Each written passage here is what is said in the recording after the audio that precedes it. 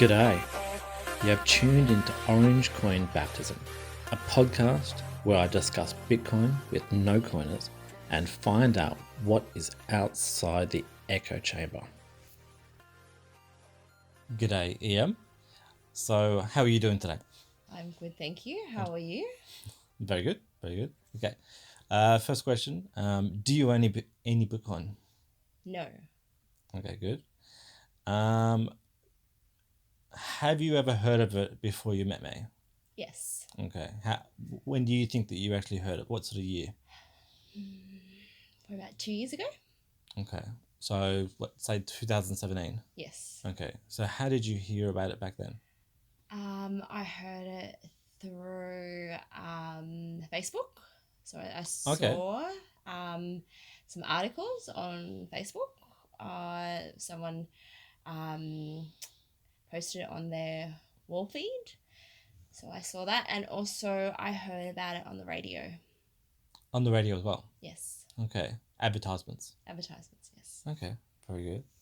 And when that actually happened, did you actually look into it, or did you simply go, whatever?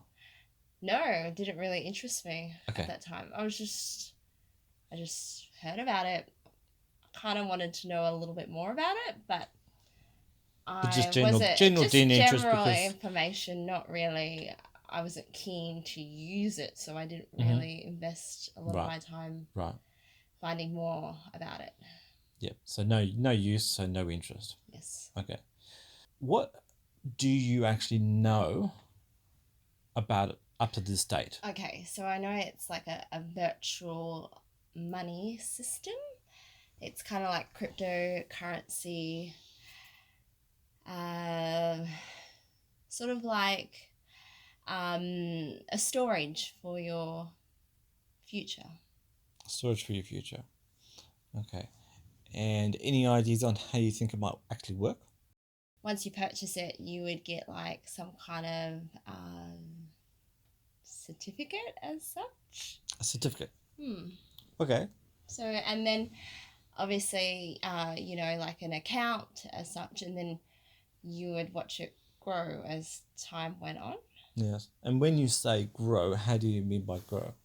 So each year, Yes. I suppose the more that people invest in it, the bigger that your dividend is going to grow. Okay. Yes. Well, essentially your ownership. Yes. Yes. Because yes, we spoke about dividends yesterday, and dividends is a sort of a reward for owning shares. So yes, it's a slightly different topic. Okay. One of the things that I do like to ask people is, do you think I'm crazy for doing all this sort of stuff? Not necessarily, because it's something that you are passionate about. So if it's something that you're passionate about and something that you believe in, then it doesn't make you crazy. Okay. But maybe to other people it may, but overall I think people that believe in something different, they're not crazy. Okay. Because a lot of people sometimes say that Bitcoin is not real money, so why buy it?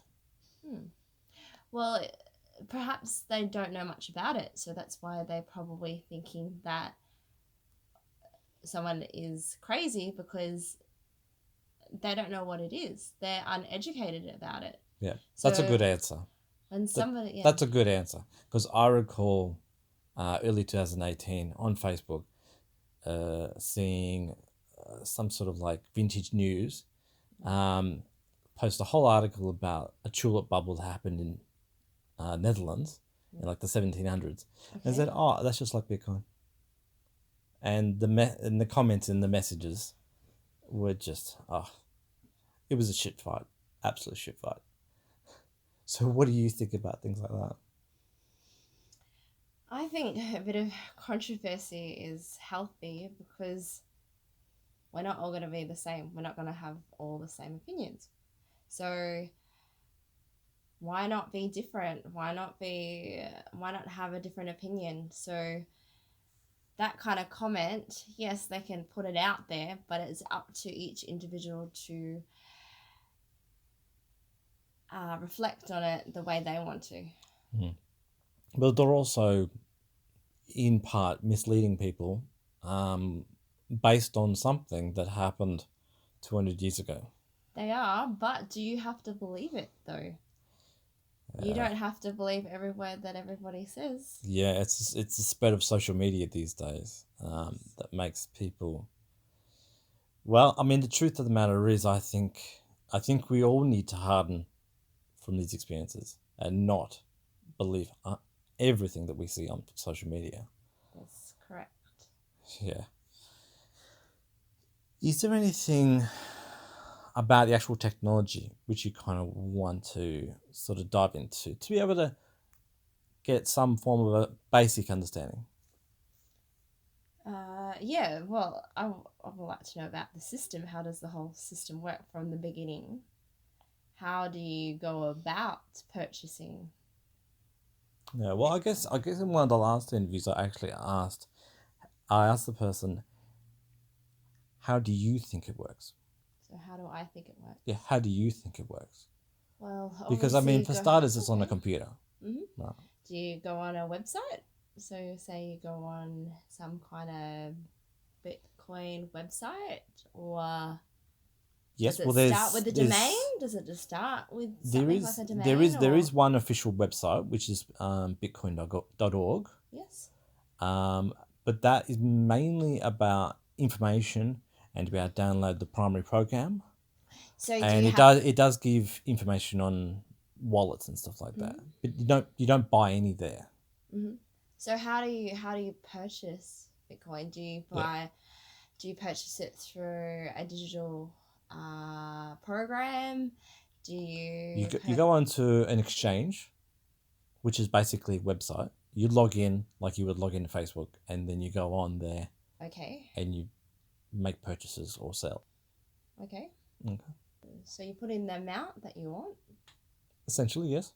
Then do you go through like a sales system where you click, I want this, then say you want to buy it, so you press purchase, and then you put all your credit card details or debit card details in, and then they give you a receipt, or they give you like a documentation to say this is how much Bitcoin you own. Yeah, there's a few ways. Some people on some exchanges you will load your credit card details. Yes.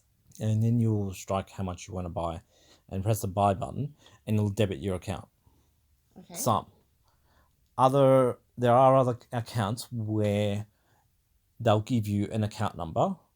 Okay. And you can send it you can send it from your net bank or whatever. Okay, sure.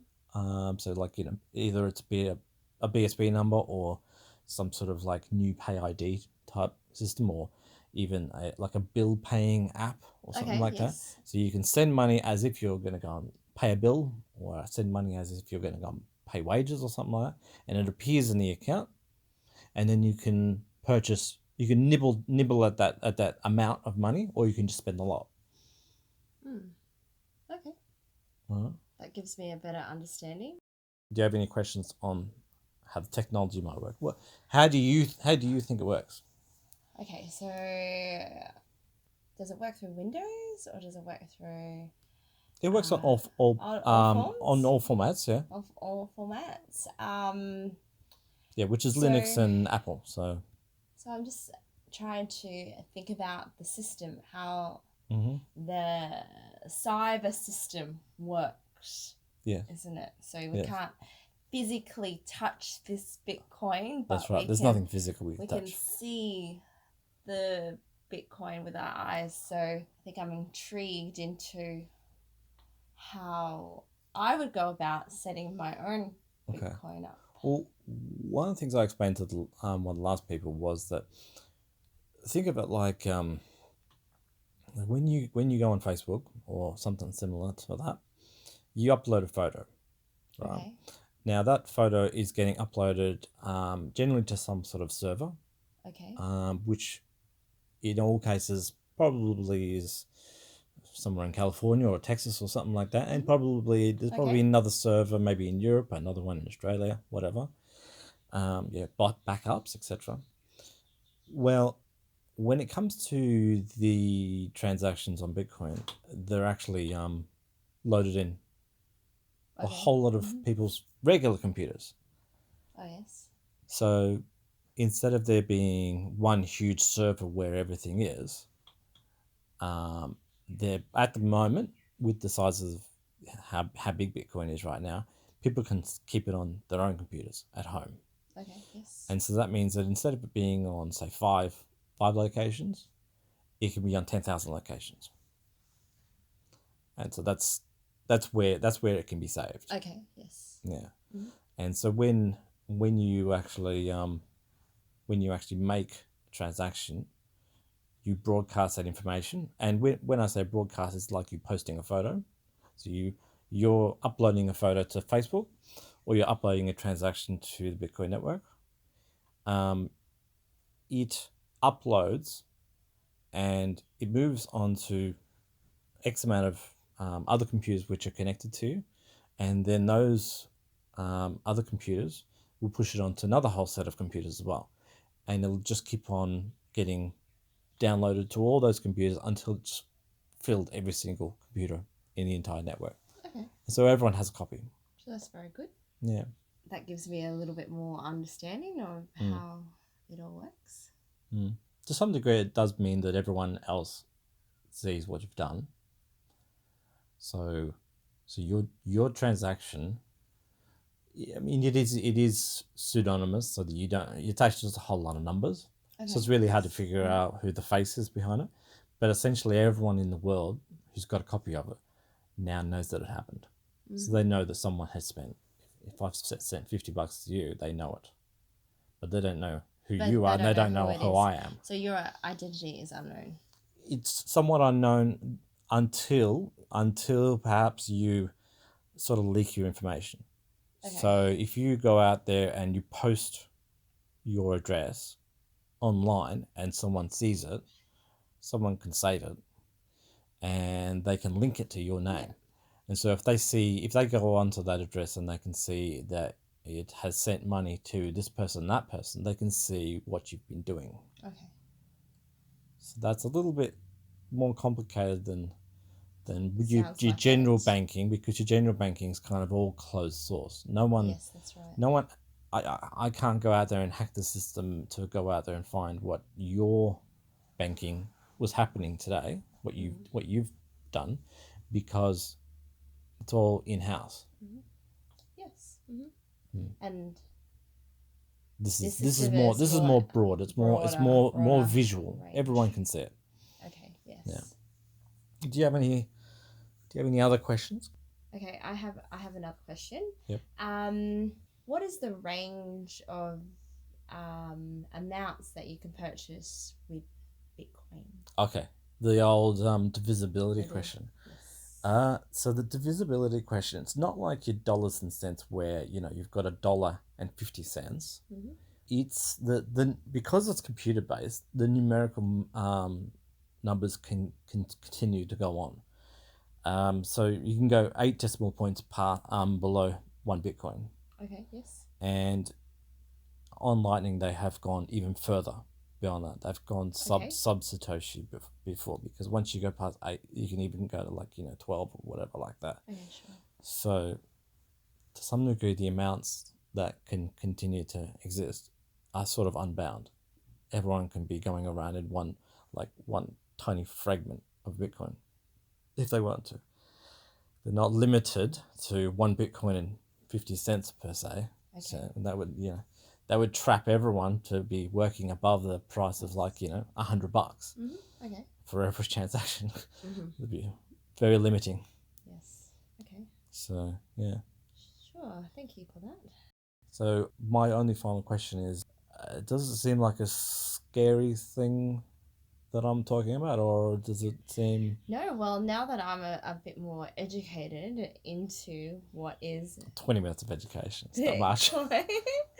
Bitcoin, I think I'm gonna do my own research and find out more about just a broader more research. Okay. But the information that you've given me has been really helpful. So thank you. great. No worries. Now, I have asked some of the previous people whether or not they would like a Yes. small amount of it so that you can see how it actually works. Okay, so how does that work?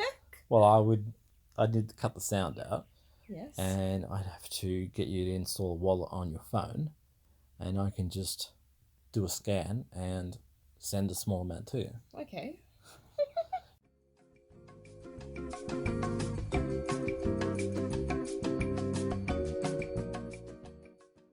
All right, so I've got you to do a wallet and Yes. sent you a bit of coin.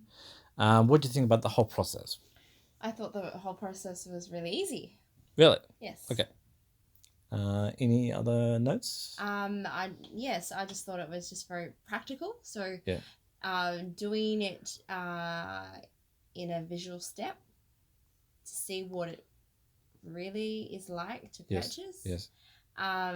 It's actually quite easy. Did you have any feedback on what you saw with the wallet? Is there With the anything wallet? No. difficult about it? No. Well, all I did was just downloaded a wallet and just did that process, and so yeah, it was just really easy. Yeah. We got to test out the new Exodus one, and I have to admit it's actually good. It actually is pretty good looking.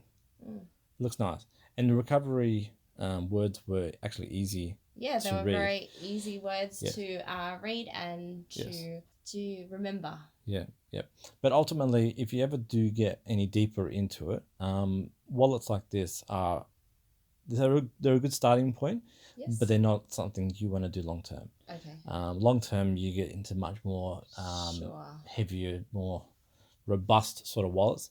These ones are good for just a couple of bucks here and there. I don't know, Yeah. $300 or whatever like Just that. for But a bit but if of you ever get practice. if you ever get to things like $1,000 or something like that, I don't think you want to be putting $1,000 on just a little wallet like that. Okay, sure. So I'd have to branch out into something bigger. You go spread it out, get something more robust. Yes. Robust. Yeah. Sure. Okay. No worries. Okay. All right. Thank you. All right. Thanks for the interview. You're welcome. Cool. All right. Bye. Bye. All right. Well, we just finished installing the wallet and sending it over, and we were just having a slight chat about how easy it was to sort of get set up, and we started to talk about how people say that this is the best sort of stuff for terrorists, and I just wanted to go and get your response to this because it was interesting. Yeah. Well, I think it's just really silly. Why would a terrorist have it? Like, wouldn't they have more machinery and more like the things that detect information, not like this financial information? It would be more identity information. Well, that's the thing. Is the fact that, as we were saying before, that all the transactions are broadcast. They're well known. So if you were sending, a couple of bucks to a terrorist, then someone else is going to know about it. Exactly, and terrorists could don't want spot to it. be known. That's right. They want to be. That's why they creep up on people. And see, the other thing is too, right? Is that Yeah. if you went to an exchange, right? There's a good chance that going to an exchange, you would probably need to sign up with your email. You might need to sign up with a phone number to be able to access it, perhaps. Yes. And a lot of these days they ask for what they call KYC, which is know your customer. Okay. So it is sort of similar to the bank account where they basically ask your name, your phone number, your date of birth, and like a photo of yourself. Okay. Yes. Imagine a terrorist going on there and doing their KYC And getting detected. and getting detected. Which means their purpose as a terrorist is demolish. If a terrorist was to go out there and do their 12 to 24 words seed, right? Yes. And someone from America was to fund them, Okay. that person from America would have had their name already in the actual data system on an exchange, and that particular exchange would have possibly, most likely, supplied the governments with that data. So that American is effectively sending money across to a terrorist. They could be getting themselves in trouble, Mm. And I mean, how does the terrorist sell it at the end? They need to pass it on to another person, and then that person passes it on to another person, and then eventually someone's going to want to maybe sell it into a cash, which maybe might Yeah. buy a missile or whatever Well, like that. It's just a really silly statement. So The entries and exits it's more is kind of about- monitored anyway. That's right. Terrorists will be found out eventually through a trail of breadcrumbs. Yes, that's right. So, yeah, government's going to stick up their pipes Okay. because I think that Yes. they've not understood it yet. Mm. All right, we'll leave it at that. Okay. All right, All right. so yeah. See ya. Bye. G'day guys. It feels like it's been a while between recordings, but no, it's actually been a month each. So no, I'm actually roughly on time. That interview was a little bit more simpler than the other two, but it did end up with a very interesting sort of thing about terrorism funding at the end, which to someone who looks at things logically can kind of see the pitfalls in the way that people portray money laundering and such.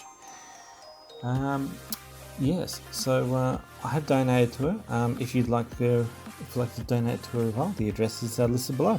Thanks.